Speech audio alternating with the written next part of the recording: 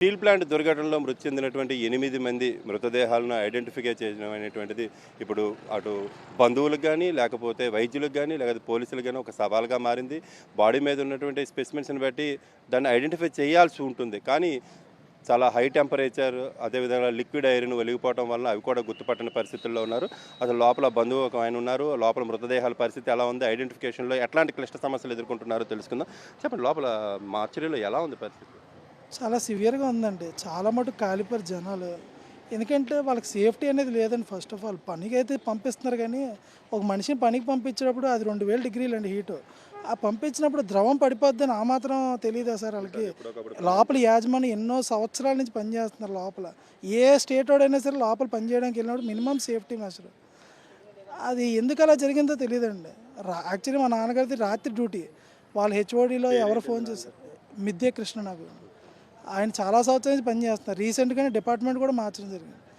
యాజమాన్యం సేఫ్టీ ఎందుకు ఇవ్వట్లేదో తెలియదు, రిక్రూట్మెంట్ ఎందుకు తీసుకోవట్లేదో తెలియదు, పోనీ లోపల మ్యాన్ పవర్ ఎందుకు పెంచట్లేదో తెలియదు, రా మెటీరియల్ కూడా ఎందుకు ఇవ్వట్లేదో తెలియదు. సమాధానం సెంట్రల్ ఢిల్లీ నుంచి రావాలండి, వాళ్ళు ఇవ్వట్లేదు, ఏ సమాధానం ఇవ్వట్లేదు. మేము ఇప్పుడు పూర్తిగా నష్టపోయి రోడ్డుని పడిపోయే పరిస్థితి వచ్చింది మాకు. ఇప్పుడు ఏం చేయాలనేది భగవంతుడికి ఎరుక. మా పరిస్థితి అయితే అల్లకల్లోలంగా ఉంది. మా నాన్నగారే మాకు దిక్కు ప్రజెంట్. ఇప్పుడు ఆయనే లేకపోతే మేము ఎక్కడికి వెళ్ళిపోవాలి సార్? యాజమాన్యం చేసిన తప్పలే మేము నష్టపోయాం సార్. ఇప్పుడు ఏం చేయాలో కూడా అర్థం కావట్లేదు. అంతేనండి. ఇప్పుడు మృతదేహాల లోపల కండిషన్ ఏంటండి? ఐడెంటిఫై చేయడానికి ఎలా ఐడెంటిఫై చేయాలని మీకు పోలీసులు కానీ డాక్టర్స్ కానీ చెప్తున్నారా? ఐడెంటిఫై చేసే పరిస్థితుల్లో ఉందా? ఎలాంటి దుస్థితి ఉందండి లోపల? ఐడెంటిఫికేషన్ అయితే కొంచెం కష్టంగానే ఉంది సార్. ఏదైనా అంటే రోజు చూసే తండ్రిని ఒక కొడుకు అయితే ఏదోలా ఐడెంటిఫై చేయాలి, కానీ అన్నయ్యో తమ్ముడో స్నేహితుడు అయితే ఐడెంటిఫై చేయడం కొంచెం కష్టమేనండి. అంత కొంచెం ఘోరంగా ఉంది పరిస్థితి. అంతవరకు అయితే నేను చెప్పుకోను, అంతమించి నేను చెప్పలేను. ఇప్పుడు ఇక్కడ ఉన్నటువంటిది చూసుకున్నట్టయితే మీ తాలూకా అది స్టీల్ ప్లాంట్కి సంబంధించినటువంటి ఉన్నత ఉద్యోగులు కానీ మీకు హెల్ప్ ఏమైనా చేస్తున్నారా? లేదంటే యూనియన్ల నుంచి ఏమైనా హెల్ప్ ఉందా? అసలు బాధితుల కుటుంబాలకి ఆ వర్గాల నుంచి ఏమైనా ఎలాంటి హెల్ప్ ఉందా?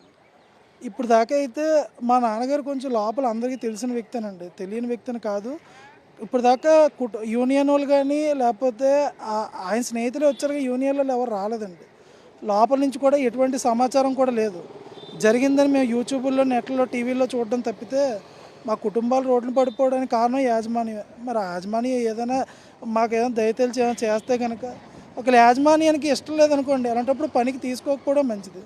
ఇప్పుడు నేను రాత్రి డ్యూటీ ఉన్నాను, ఉదయం తీసుకొచ్చి మధ్యాహ్నం తీసుకొచ్చి ఇలా చేసి ఇప్పుడు మాకు తెలియదు, మాకు సంబంధం లేదు, మాకేమీ తెలియదు అంటే ఏం చెప్తాం సార్?